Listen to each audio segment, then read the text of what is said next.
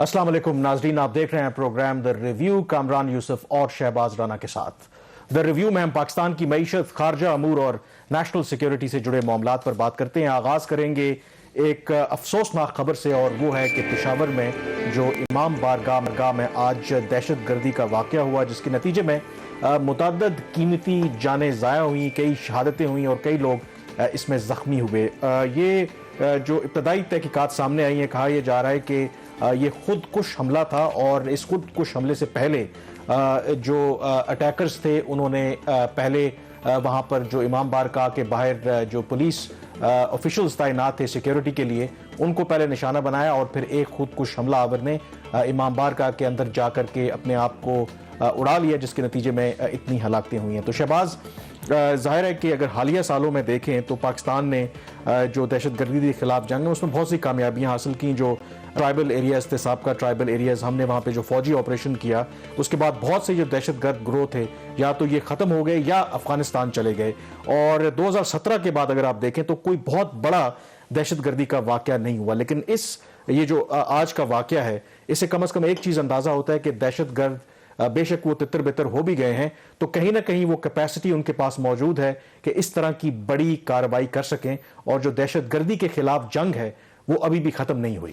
कामरान, ये पाकिस्तान की तारीख का एक और स्याह तरीन दिन है जब 200 से ज़्यादा जो ख़ानदान है आज वो सोगवार हैं। और ये पहला वाक़या नहीं है।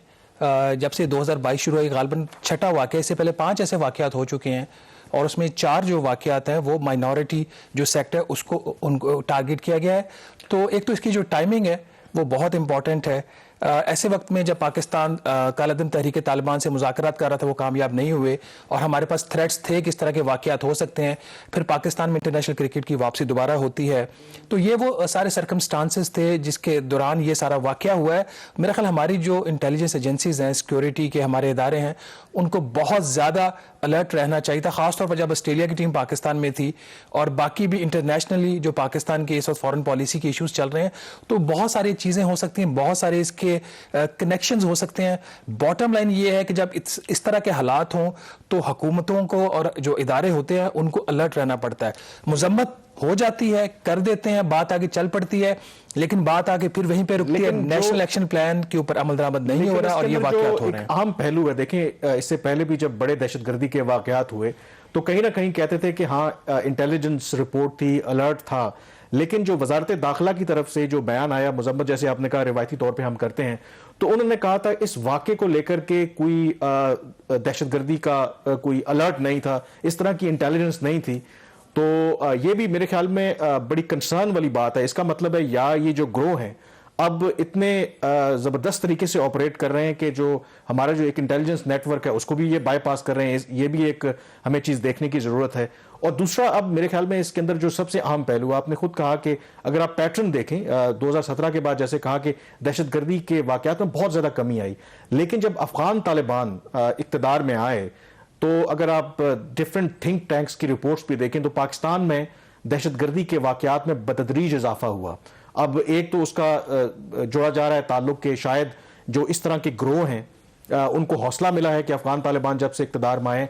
दूसरा जो सबसे अहम पहलू है कि अफगान तालिबान से जो पाकिस्तान की तवक्कुआत थी कि जो इस तरह के ग्रोह हैं वो उनका कला कमा करेंगे, क्योंकि इससे पहले हम ये कहते रहे क्योंकि अफगानिस्तान के अंदर एक समझ लें कि भारत नवाज हुकूमत थी, इसमें NDS और रॉ इस तरह के जो एजेंसीज थी इन्वॉल्व थी, इस तरह के ग्रोहों को वो इनकरेज करती थी। अब क्योंकि अफगान तालिबान थे तो उनकी कार्रवाई करनी चाहिए।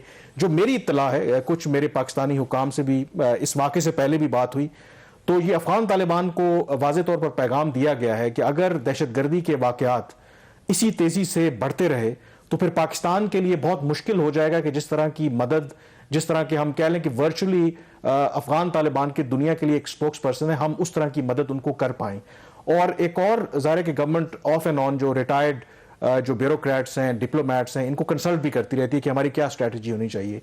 हालिया एक कंसल्टेशन हुई है जिसमें कुछ जो पाकिस्तान के रिटायर्ड डिप्लोमेट्स हैं उन्होंने गवर्नमेंट को ये मशवरा दिया है कि लगता ये है कि जो अफगान तालिबान हैं वो पाकिस्तान को फॉर ग्रांटेड ले रहे हैं, तो हमें जो उनके साथ ताल्लुकात उनको थोड़ा स्केल डाउन करना है, क्योंकि जिस तरह के दहशतगर्दी के वाक़यात हो रहे हैं تو یہ ایکسیپٹیبل نہیں ہے، کیونکہ ہماری جو توقعات تھیں کہ شاید افغان طالبان آئیں گے تو اس میں ہمارے جو سیکیورٹی سچویشن میں بہتر ہوگی، وہ اب ہو نہیں رہا. تو مجھے لگتا ہے کہ ٹپنگ پوائنٹ بھی آ رہا ہے، تو اس پر مزید ویو لیتے ہیں. ہمارے ساتھ اس وقت سینئر احسان اللہ ٹیپو محسود موجود ہیں، جو ان جو دہشت گرد گروہ ہیں ان کی کارروائیاں ہیں یا ان کی جو پالیٹکس ہے اس پر بڑی گہری نظر رکھتے ہیں. تو بہت شکریہ احسان اللہ پروگرام میں جوائن کرنے کے لیے. آپ نے ایک ٹویٹ بھی کیا ہے دو کہ ٹل ناؤ جب ہم یہ پروگرام ریکارڈ کر رہے ہیں باقاعدہ طور پر کسی بھی گروہ نے پشاور واقعے کی ذمہ داری قبول نہیں کی، لیکن آپ نے جو ٹویٹ کیا اس میں آپ کا خیال ہے کہ جو آپ کو ذرائع بتا رہے ہیں کہ شاید اس کے پیچھے داعش ملوث ہے. تو مزید بتائیں گے اس کی تفصیلات؟ ہاں ایگزیکٹلی بالکل. یہ جب بہت بڑا حملہ ہوا پشاور میں کوچہ رسالدار میں جو ایک امام بار گئے وہاں پہ، اور اس میں کافی ڈیتھ ٹول جو ابھی کوٹ ہو رہی ہے آفیشیل فیگر جو ہے وہ 52 تک پہنچ چکی ہے. تو پھر جب کچھ رابطے ہوئے اور مجھ سے بھی کسی نے رابطہ کیا جو کہ یہی جو جہادی ایلیمنٹس ہیں، تو ان سے جب میں نے پوچھا تو انہوں نے کہا کہ یہ یعنی اسلامک اسٹیٹ یعنی دولت اسلامیہ جس نام سے وہ انٹرنل جو ان کی اپنی چیٹ ہوتی ہے وہاں پہ وہ ڈسکس کرتے ہیں تو زیادہ تر دولت اسلامیہ کے نام سے یاد کرتے ہیں. تو انہوں نے کہا کہ دولت اسلامیہ نے یہ حملہ کیا ہے اور ہم اس کی رسپانسبلٹی بھی آ جائے گی، اور کیونکہ ان کا جو پورا ایک میکینزم ہے کمیونیکیشن کا، یہ چیزیں یہاں سے جاتی ہے پھر سیریا تک، عراق تک، پھر وہاں سے اماک جو ان کی نیوز ایجنسی ہے تو وہاں سے اپروو ہو کے پھر وہ فارمل اور آفیشیل اسٹیٹمنٹ ایشو کرتے ہیں.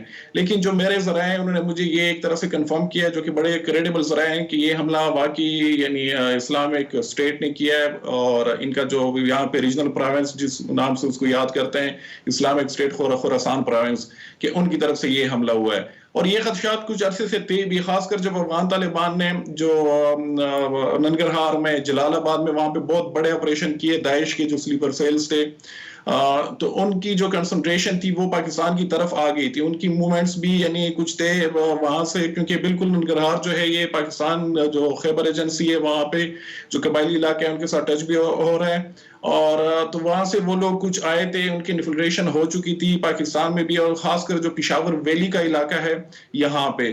اور کچھ سیکیورٹی آفیشل جو لوکل ہیں ان سے بھی جب ہماری بات ہوتی تھی تو وہ بھی اس چیز کو کنفرم کرتے تھے کہ خاص کر جو پشاور کے حوالے سے یہاں پہ ٹی ٹی پی اتنا بڑا خطرہ نہیں ہے جتنا داعش بن چکا ہے. اچھا احسان اللہ صاحب، آپ نے جس طرح کہا کہ ان کی جو پریزنس ہے وہ پاکستان کے بھی کچھ علاقوں میں اب ہے، تو اگر اتنی جو ہے کریڈیبل رپورٹس ہیں اور یہ جس طریقے کا یہ واردات ہوئی ہے، واقعہ ہوا ہے، غالباً one of the biggest attacks on Pakistan ہے، اگر یہ داعش کا ہی واقعہ ہے تو جب تک ان کی آفیشیل کنفرمیشن نہیں آ جاتی ہم کچھ کہہ نہیں سکتے. تو آپ کے خیال میں پھر وجہ کیا ہے؟ ہمیں ان کی پریزنس کا بھی پاکستان میں پتہ ہے، اب افغانستان میں اس طرح کے جو ہمارے کچھ ہوتے تھے ہمارے خلاف وہاں پہ حالات وہ نہیں ہے، تو کیا ہماری انٹیلیجنس ایجنسیز کا یہ کمپلیٹ فیلئر ہو گیا ہے کہ وہ ایک چیز کو ڈیٹیکٹ ہی نہیں کر سکے، باوجود ان کو پتا تھا کہ ان کی پاکستان میں پریزنس جو ہے وہ بڑھ رہی ہے؟ ہاں ایگزیکٹلی، جو کاؤنٹر ٹیررزم کے حوالے سے ہماری جو اسٹریٹجی ہے یا پالیسی جو ہے اس میں ایک ہمیں فلا نظر آ رہی ہے، اور اسپیشلی جب اس طرح کی تنظیمیں جو ہوتی ہیں جہادی تنظیمیں، تو جہاں سے تھریٹ انیشیٹ ہوتی ہے یعنی آپ کو پریمپٹ کرنا پڑتا ہے کہ وہیں پہ آپ کے پاس انٹیلیجنس گیدرنگ کا ایک پورا میکینزم ہو، اور یہ نہیں کہ وہ ایک سوسائڈ بمبر یا کوئی اٹیکر ان کا وہ مین سٹیز میں پہنچ کے پھر وہاں پہ ان کو ایلیمینیٹ کرنا وہ بڑا مشکل ہو جاتا ہے. تو آپ کو ایک نظر رکھنی پڑتی ہے کہ جہاں سے یہ پوری موومنٹ سٹارٹ ہوتی ہے ان کے بیسس وہاں سے، تو اس پہ ایک نظر رکھنی پڑتی ہے. لیکن انفارچونیٹلی وہ چیز ہم زیادہ نہیں دیکھ رہے، اور یہ صرف داعش کا ایشو نہیں ہے، یعنی ٹی ٹی پی کے جو حملے ہیں وہ بھی کافی زیادہ ہو گئے ہیں جو کہ زیادہ تر رپورٹ نہیں ہوتے یہاں پہ پاکستان جو مین اسٹریم میڈیا ہے. پھر بلوچستان میں آپ دیکھیں کہ دو بہت بڑے حملے بالکل ریسنٹلی ہو چکے ہیں جس میں درجن سے زیادہ یعنی سوسائڈ بمبرز اس میں ملوث تھے. اور یہ پیٹرن وہ جو سوسائڈ بمبنگ والا ایک پیٹرن تھا جو کہ ہم یعنی 2014 سے پہلے بالکل ایک روٹین بن چکا تھا، وہ چیزیں ہم دوبارہ اس چیز کی طرف جا رہے ہیں. اور پرسوں بھی یہاں پہ یعنی اسلام آباد میں جتنے بھی رپورٹرز ہیں ان کو بھی ان چیزوں کا پتہ ہے کہ ایک مین جو بڑی ہماری سیکیورٹی ایجنسی ہے سویلین سائٹ سے، تو ان کو یعنی اس حکومت نے پالیٹکس پہ یا جو پولیٹیشین کے پیچھے لگا دیا، ڈومیسٹک پالیٹکس میں اس کو انوالو کر دیا. حالانکہ ان کی جو آپ اگر ٹریک ریکارڈ دیکھیں تو کاؤنٹر ٹیررزم کے حوالے سے ان کی بہت زیادہ اچیومنٹس رہی ہیں. لیکن یہ ہے ہماری چیزیں جو کہ بہت انفارچونیٹ ہے، اور گورنمنٹ اس سلسلے میں یعنی ہمیں وہ جو پرو ایکٹیو ایک اپروچ ہے وہ نظر نہیں آ رہی خیبر پختونخوا میں. چلیں، بہت شکریہ احسان اللہ ٹیپو. میں یقیناً یہ جو واقعہ اور اس سے پہلے بھی جو واقعات ہوئے، اس سے ایک بات ظاہر ہے کہ دہشت گردی کے خلاف جنگ جو ہے وہ ابھی ختم نہیں ہوئی. اور اس موقع پر اگین مجھے سینٹ کام کے چیف سپٹمبر لاسٹ ایئر، ایک تقریباً کچھ ہفتوں کے بعد جب انہوں نے کانگریس کے اندر وہ بریفنگ دے رہے تھے، جب ان سے سوال ہوا کہ کون سا ایسا ملک ہے جس کو سب سے زیادہ نقصان ہو سکتا ہے کہ جب امریکی افواج وہاں سے نکلیں گے، تو انہوں نے بڑا فرینکلی کہا کہ وہ پاکستان ہوگا. امریکی جب نکلیں گے تو پاکستان میں دہشت گردی کے واقعات بڑھنے کا خدشہ ہے. داعش جیسے جو دہشت گرد گروہ ہیں وہ پاکستان پر حملہ کر سکتے ہیں. تو امریکیوں کو آلریڈی اس چیز کا پتہ تھا، اور ہمیں اگر پتہ تھا تو ہم نے کیا پری ایمپٹیو میجرز لیے، یہ ایک بہت بڑا سوالیہ نشان ہے. یہاں پہ بریک لیں گے اور بریک کے بعد ذکر کریں گے کہ یوکرین اور روس کے درمیان جو اس وقت تنازع چل رہا ہے اس کو لے کر کے جو پاکستان کی سفارتکاری ہے وہ کتنی کامیاب ہے. بریک کے بعد اس پہ بات کریں گے.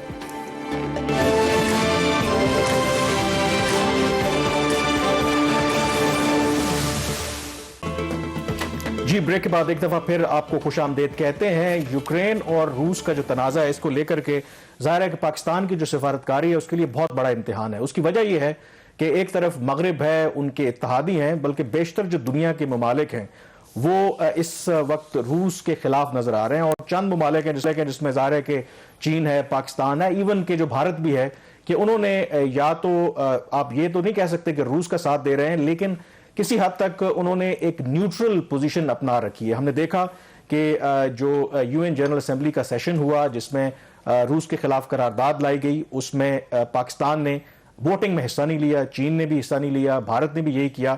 اور آج Shehbaz U N rights council کا بھی اجلاس ہوا، وہاں پہ ایک قرارداد پاس کی گئی جس میں یہ کہا گیا کہ روس اگر یوکرین کے اندر جو انسانی حقوق کی خلاف ورزیاں کر رہا ہے تو ان کے خلاف انکوائری کی جائے. تو اس میں اگین جس طرح یو این جنرل اسمبلی میں ہوا، پاکستان نے وہاں سے ابسٹین کیا، اور اگین چین، انڈیا اور جو کچھ اور ممالک تھے انہوں نے بھی ابسٹین کیا. لیکن جو اوور ویلمنگ جو ممالک ہیں وہ بے شک یو این جنرل اسمبلی کا سیشن ہو یا U N human rights council کا، انہوں نے روس کے خلاف ووٹ دیا ہے. تو اس سے یہ اندازہ ہوتا ہے کہ پاکستان جو ایک بیلنسنگ ایکٹ کرنے کی کوشش کر رہا ہے، کم از کم جو مغرب ہے وہ اس کو ماننے کے لیے تیار نہیں ہے. کامران، انیشلی جب یوکرین کے اوپر اٹیک ہوا تو ویسٹ اور یورپ کے اندر تھوڑا سا جو ریئیکشن تو انہوں نے بہت سٹرونگ دیا، لیکن جو وہ پابندیاں لگا رہے تھے وہ گریجولی وہ لگا رہے تھے. یکدم انہوں نے جو میجر پینلٹیز تھی وہ انہوں نے اناؤنس نہیں کی، سینکشنز اناؤنس نہیں کی اگینسٹ رشیا.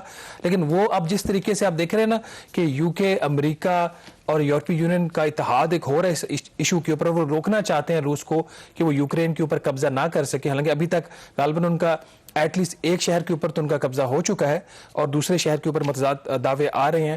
اور پھر خاص طور پر ان کا جو ایک نیوکلیر پاور پلانٹ ہے وہ بھی اب روسی افواج کے قبضے میں چلا گیا. صبح اس میں وہ ایک فائر کا بھی واقعہ رپورٹ ہوا، لیکن وہاں پہ ابھی کہا یہ جا رہا ہے کہ وہ ریڈیشن جو ہے تابکاری مواد وہ ابھی تک وہاں سے لیک نہیں ہوا. تو وہاں پہ کنسرنز دنیا کے بڑھ رہے ہیں، لیکن جو پریزیڈنٹ پوٹن ہے وہ ابھی تک اپنے موقف سے پیچھے نہیں ہٹ رہے.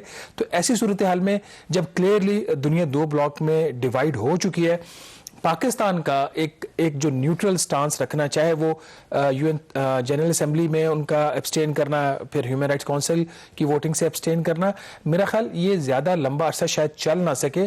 اگر یہ چلتا ہے سلسلہ، جنگ جلدی ختم نہیں ہوتی تو پاکستان کو بہت جلد کوئی نہ کوئی پوزیشن شاید نہیں بڑھ جائے. پاکستان اور بلکہ باقی دنیا بھی دعا کر رہی ہے کہ یہ جلد معاملہ اگر نبٹ جائے، مذاکرات کے ذریعے حل ہو جائے تو پھر پاکستان کے لیے مشکلات آسان ہو جائیں گی. اس کی وجہ یہ ہے کہ ہم جو ایک نیوٹرل کا کردار ادا کر رہے ہیں، امریکہ اور مغرب کی نظر میں نیوٹرلٹی کا مطلب یہ ہے کہ آپ روس کو سپورٹ کر رہے ہیں. اور اس میں بڑی دلچسپ بھی ایک واقعہ بھی ہوا کہ امریکہ جو ڈپلومیٹک کیبلز جو اپنے سفارتی مشنز کو جاری کرتا ہے، تو وہ ایک کیبل انہوں نے وڈرا کی لیکن پبلک ہو گئی تھی. اس میں وہ بھارت کے کردار کو لے کر کے اس میں وہ بتانا چاہ رہے تھے کہ بھارت کے لیے ایک پیغام تھا کہ آپ کو ایکسپلسٹلی ہمارا ساتھ دینا پڑے گا. یہ نیوٹرل جو پوزیشن ہے اس کا مطلب یہ ہے کہ آپ رشیا کی سائڈ پر ہیں. وہ ڈپلومیٹک کیبل دو کہ انہوں نے وڈرا کر لی. کوائڈ کی بھی جو کل میٹنگ ہوئی ہے اس کے اندر بھی بھارت نے ابھی تک اس کو سپورٹ نہیں کیا, اور ان کا جی کہ کوائڈ کو آپ ریجنل پیس کے اوپر رکھیں تو یہ پاکستان اور بھارت کے لیے مسئلہ بنے گا. اوپر جو دباؤ ہے وہ اس لیے بھی آ رہا ہے کہ آج ایک اور میں خبر پڑھ رہا تھا, ایک سینئر اسٹیٹ ڈپارٹمنٹ کے افیشل نے یہ بھی کہا کہ امریکہ جو ہے وہ کنسیڈر کر سکتا ہے کہ بھارت کے اوپر پابندیاں لگائے اگر وہ روس سے مزید اسلحہ خریدتا ہے, تو وہ ڈفرنٹ آپشنز کے اوپر غور کریں. بہرحال پاکستان کے اوپر آتے ہیں. دیکھیں جو یو این جنرل اسمبلی کے اس ریزولوشن پر ووٹنگ سے پہلے اب ایک غیر معمولی آپ کہہ لیں کہ واقعہ بھی ہوا ہے. یوزلی جب سفارتکاری ہوتی ہے آپ کو ہوتا ہے بیہائنڈ دا سین ہوتی ہے, جو بھی معاملات ہیں آپ پرائیویٹلی کنوے کرتے ہیں. لیکن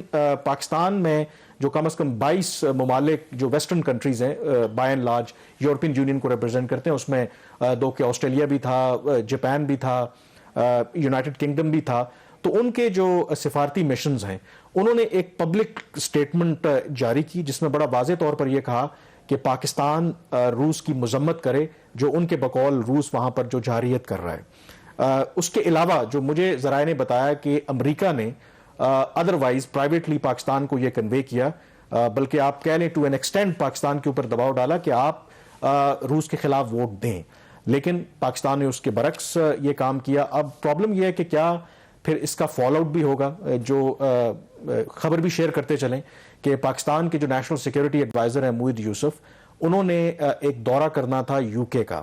جو ابھی اطلاعات آ رہی ہیں, جو سفارتی ذرائع ہیں انہوں نے اس کی تصدیق کی ہے کہ وہ دورہ اب منسوخ ہو گیا ہے یا پوسٹ پون ہو گیا ہے. دو کہ جو ہمارے سفارتی ذرائع ہیں وہ اس کو یوکرین سے تو اس کا لنک نہیں جوڑ رہے, لیکن وجہ یہی بتائی جا رہی ہے کہ جو پاکستان نے ایک پوزیشن لی ہے تو شاید جو برطانیہ نے اس وقت جو پاکستان کے نیشنل سیکیورٹی ایڈوائزر ہیں ان کی میزبانی کرنے سے انکار کر دیا. تو یہ انڈیکیشن ہے کہ جو ویسٹ ہے, جو مغربی ممالک ہیں, دے آر ویری سیریس کہ کون اس یوکرین کے معاملے پر ان کے ساتھ کھڑا ہے. اگر نہیں کھڑا تو پھر ان کو وہ پینلائز بھی کریں گے. اس میں جو پرائم منسٹر کا روس کا دورہ تھا اس کو آپ ان آئسولیشن نہیں دیکھ سکتے.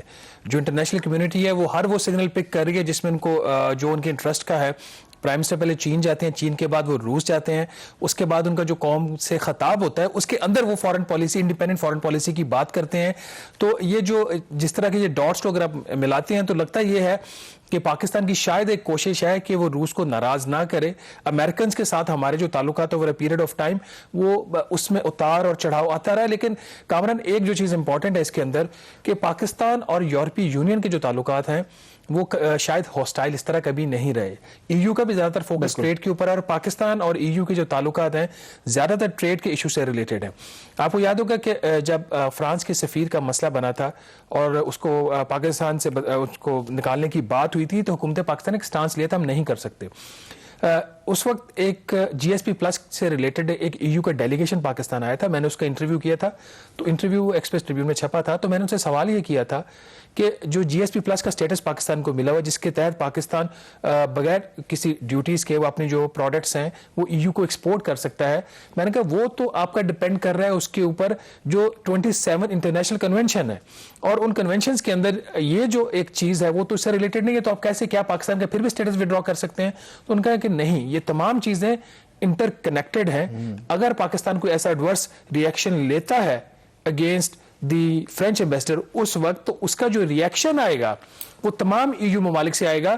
تو یہاں پہ پھر آپ نے دیکھا کہ اس ہفتے ایک پاکستان سے ای یو کے جو یہاں پہ ایمبیسڈرز ہیں ان کے ممبر کنٹریز کے, انہوں نے پھر پاکستان سے مطالبہ کیا کہ وہ اس کے اوپر اپنی پوزیشن واضح کریں. بلکہ وہ جو ای یو کے ممالک ہیں, امریکہ کا تو ہمیں پتہ ہی ہے 9/11 کے بعد بھی وہ جو فیمس بش کا بھی ایک جملہ تھا کہ آر یو ود اس اور اگینسٹ اس. لیکن ظاہر ہے کہ جو یورپ کی ڈپلومیسی رہی ہے وہ اتنی اس طرح سے کوارسو نہیں ہوتی. لیکن اس معاملے کو لے کر کے جو پیغام پاکستان کو دیا جا رہا ہے وہ بڑا واضح ہے. وہ کہتے ہیں کہ یہ نیوٹرلٹی کچھ نہیں ہوتی, روس اس کیس میں ان کی نظر میں ایگریسر ہے, یوکرین جو ہے وہ وکٹم ہے. تو آپ نے یہ فیصلہ کرنا ہے کہ آپ ایک ایگریسر کے ساتھ ہیں یا آپ ایک وکٹم کے ساتھ ہیں.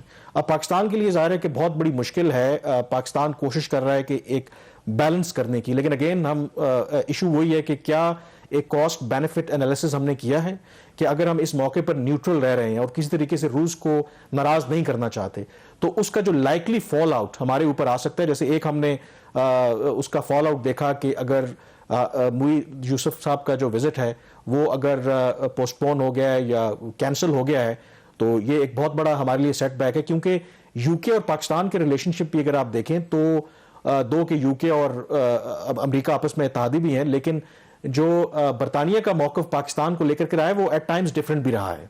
تو یہ میرے خیال میں چیلنجز ہیں اور اس کو پاکستان کس طرح سے اس سے ڈیل کرتا ہے یہ دیکھنے والی بات ہے. اور جو لاسٹ ہفتے بھی ہم نے یہ کہا پاکستان نے ایک ایفرٹ یا کوشش فیصلہ کیا ہے کہ ریچ آؤٹ کرے گا جو مغربی ممالک ہیں ان کے کنسرنز کو ایڈریس کیا جائے، لیکن ابھی تک ویزیبلی کوئی ایسی ایفرٹ نظر نہیں آ رہی کہ پاکستان جو اپنا موقف ہے روس اور یوکرین کے معاملے کو لے کر کے ان مغربی ممالک تک پہنچائے.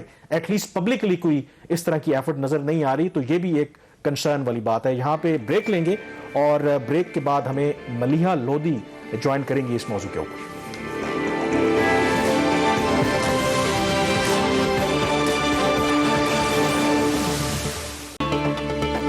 جی بریک کے بعد ایک دفعہ پھر آپ کو خوش آمدید کہتے ہیں. پاکستان کی جو سفارتکاری ہے روس اور یوکرین تنازع کو لے کر کے اس پر مزید بات کرنے کے لیے ہمیں جوائن کیا ہے ملیحہ لودھی صاحبہ نے.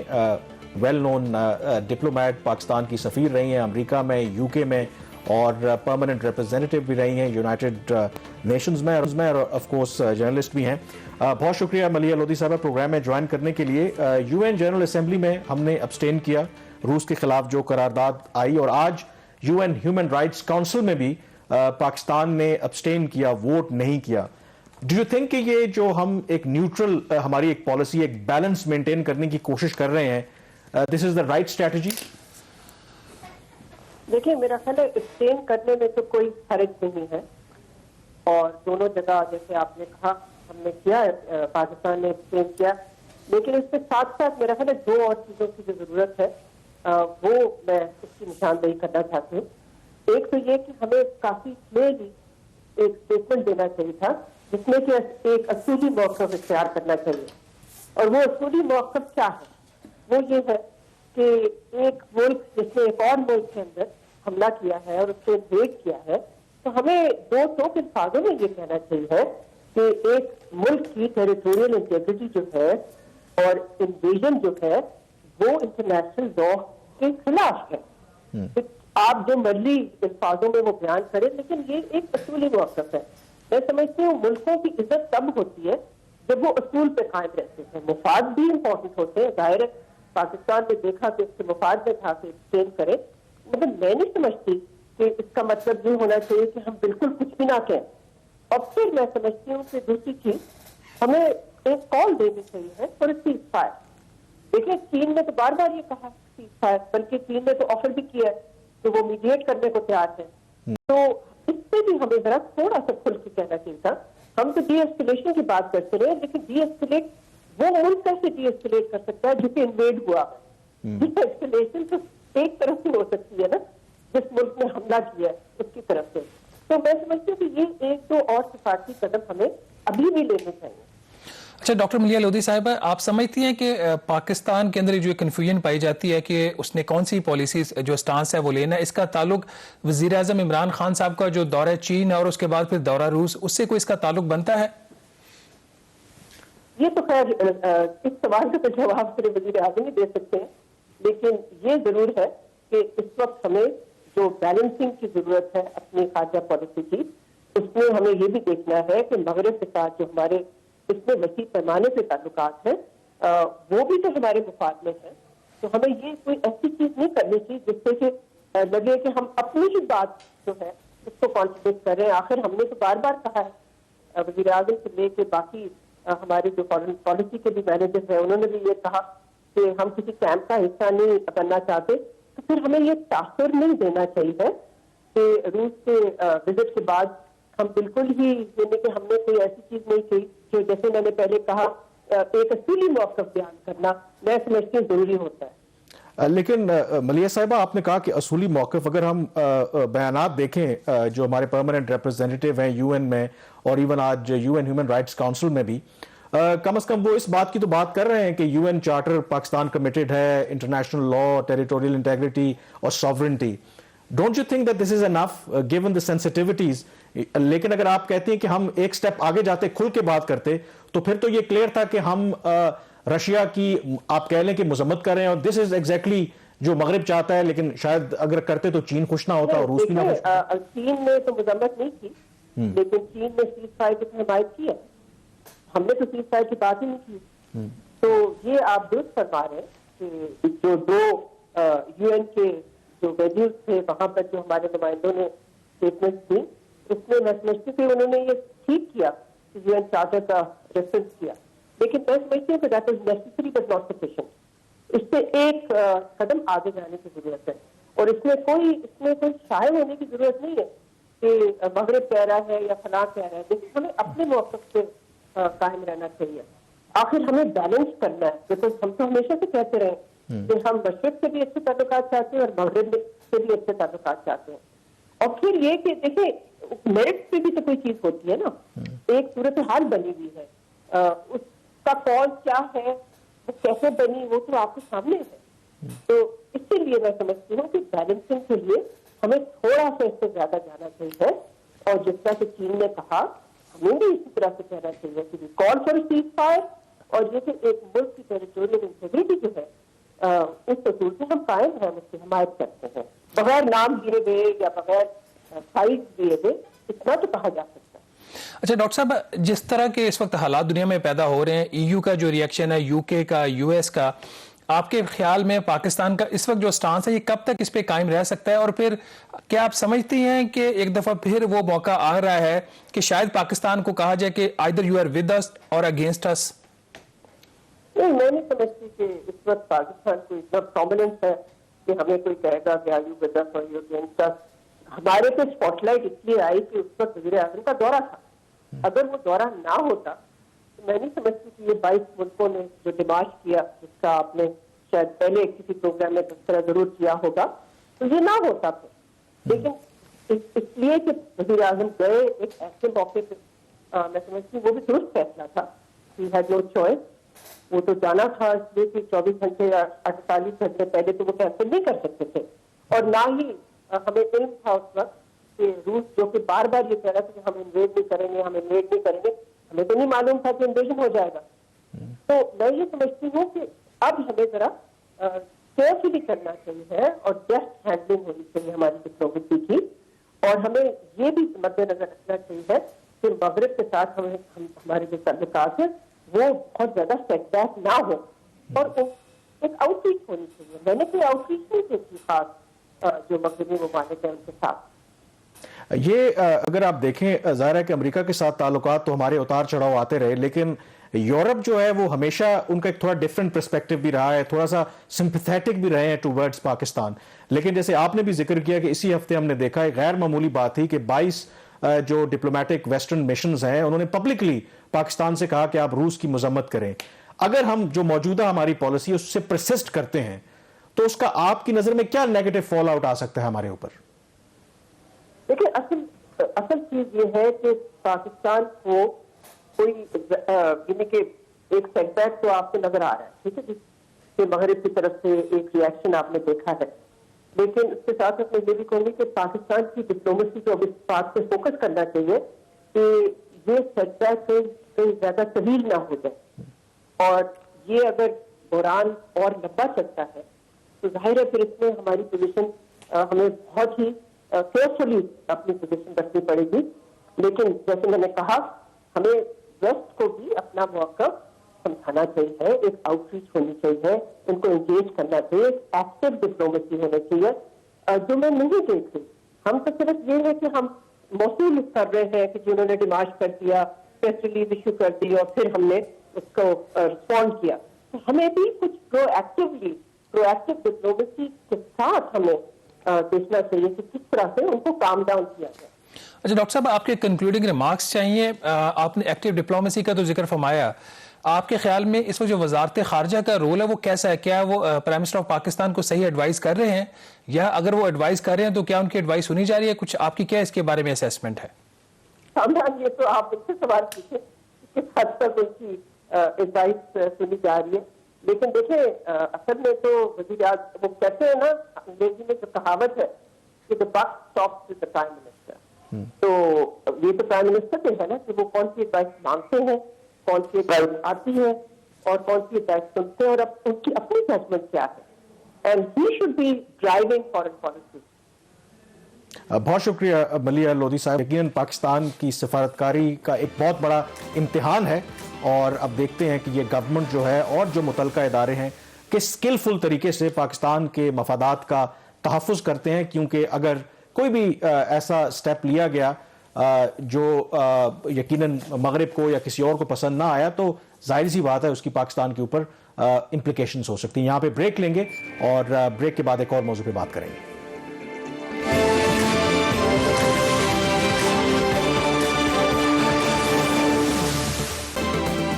जी, ब्रेक के बाद एक दफ़ा फिर आपको खुश आमदीद कहते हैं। ब्रेक से पहले भी हम जिक्र कर रहे थे कि जो पाकिस्तान के लिए बहुत बड़ा इम्तिहान है यूक्रेन और रूस के दरमियान जो तनाज़ा है, क्योंकि जो भी हम अगर कोई गलत स्टेप लेते हैं तो उसके ज़ाहिर है कि सिफारती सतह पर हमारे लिए बहुत ज़्यादा मज़मरात हो सकते हैं। ये तो एक डिप्लोमेटिक सतह पर बात कर रहे हैं जो बायलैटरल हमारे रिलेशंस हैं, लेकिन यूक्रेन और रूस के तनाज़े के नतीजे में शहबाज ज़ाहिर है कि जो इंटरनेशनल कमोडिटी की प्राइसेस हैं, ख़ास करके तेल की कीमतों में हमने देखा कि गालिबन 14 के बाद एकदम से जंप किया और अभी तक इजाफा हो रहा है।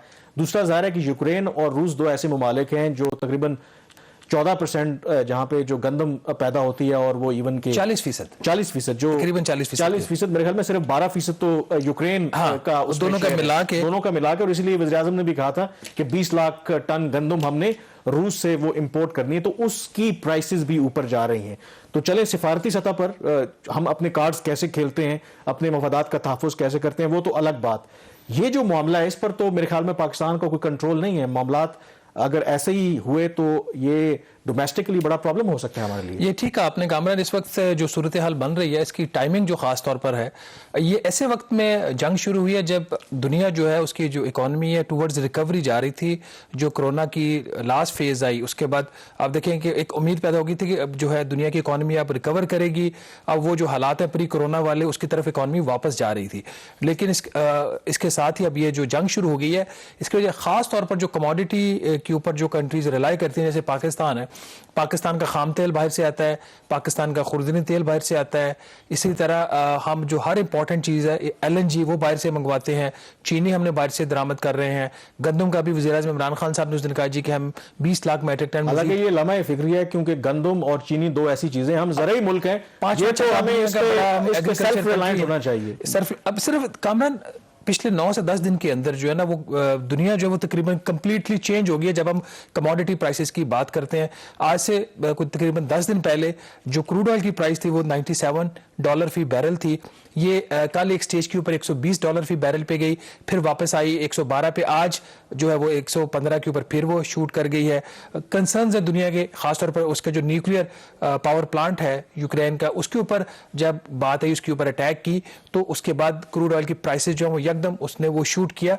तो दुनिया है जो इन्वेस्टर है वो इस तरीके से बिहेव कर रहा है कि जो चीजें हैं वो आपके कंट्रोल में नहीं है। एक चीज यहाँ पे जो ऑयल प्राइसेस की, गंदम पे आप आज ऑयल प्राइसेस की आप बात कर रहे हैं, मैं अमरीकी एक ऑफिशियल का स्टेटमेंट देख रहा था, उन्होंने ये इंडिकेट किया है कि इस प्राइसेस जो इतनी ऊपर जा रहे हैं कंट्रोल करने के लिए अमेरिका इस ऑप्शन पे भी गौर कर रहा है कि ईरान से तेल खरीदा जाए या उनको इजाजत दी जाए। पर कल से चल रहा है। ये भी एक इंटरेस्टिंग पहलू है कि डिप्लोमेसी में सम टाइम देखें आपको क्या फैसले करने पड़ते हैं। ईरानी न्यूक्लियर डील के ऊपर भी बात हो रही है।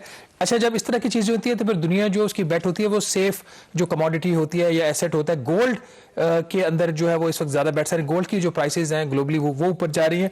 गंदम चूंकि पाकिस्तान अभी दरामद करेगा, 10 दिन पहले जो गंदम की जो फी मैट्रिक टन कीमत थी वो तकरीबन $392 थी, आज वो बढ़ के कामरान हो गई है 502। तो ये इसमें फ्रेट वगैरह शामिल नहीं है। कोई तकरीबन 28% जो कीमतें हैं वो बढ़ चुकी हैं सिर्फ गंदम की। इन हालात में फिर एक पाम ऑयल जो आपका खुर्दनी तेल है, पहले ही जो तेल की कीमत है, खुर्दनी तेल की जो घी है पर केजी, उसकी प्राइसेस चंद माह पहले तक तकरीबन 290-300 रुपए फी किलो होती थी।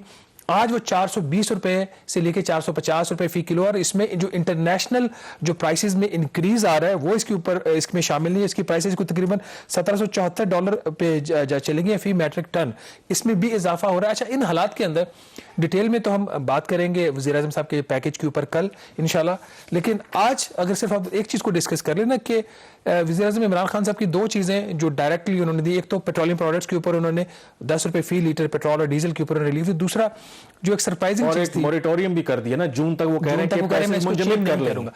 یہ پیکج بنا ایک انتہائی ایمرجنسی کے دوران، ایون کہ آج بھی وزارت خزانہ میں اور وزارت جو توانائی ہے اس کے اندر بہت ساری فائلز ورک میں ابھی ہونا باقی ہے.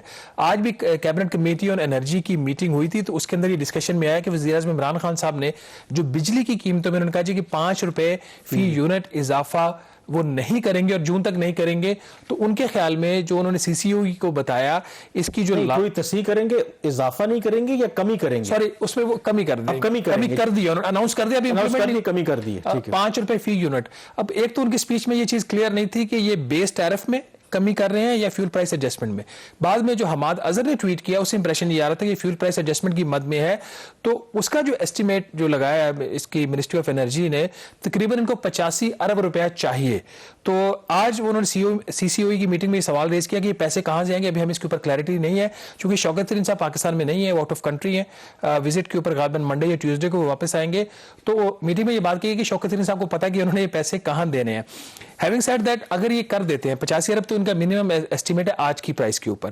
اگر یہ تیل کی قیمت اوپر جاتی ہے اس کی وجہ سے پھر آپ کو فیول پرائس ایڈجسٹمنٹ میں آپ کو اضافہ کرنا پڑتا ہے، تو پھر آپ کے سرکولر ڈیٹ کے اوپر کیا امپیکٹ آئے گا، آئی ایم ایف کے پروگرام کے اوپر کیا امپیکٹ آئے گا، اس کے اوپر بھی ہم کل میں بات کریں. لیکن آج جو لیٹسٹ نمبرز پیش ہوئے ہیں کیبنٹ کمیٹی اور انرجی میں سرکولر ڈیٹ کی، وہ صرف دیکھ لیتے ہیں کہ جو سرکولر ڈیٹ ہے جو جنوری 2022 تک کا جو کیومولیٹو ہے وہ تقریباً 2358 ارب روپیہ پاکستان کا سرکولر ڈیٹ آلریڈی ہو چکا ہے. یاد رہے کہ یہ 1148 ارب روپیہ تھا جب پی ٹی آئی کی حکومت اقتدار میں آئی تھی.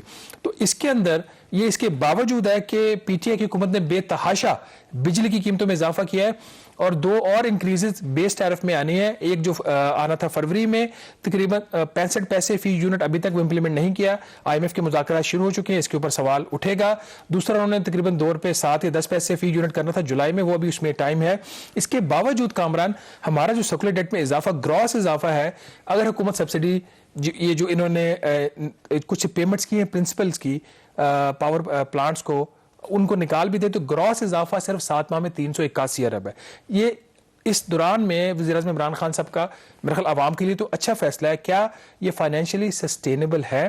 اس کی آپ چھوٹی سی مثال لے لیں کہ 7 ماہ کے اندر ناظرین جو ان پیڈ سبسڈیز ہیں، جو وقت پہ سبسڈیز پہلے حکومت نے دینی اور نہیں دے سکی، اس کی وجہ سے جو اضافہ وہ 12 ارب روپے آیا ہے سرکولر ڈیٹ میں. یہ بہت کم ہے.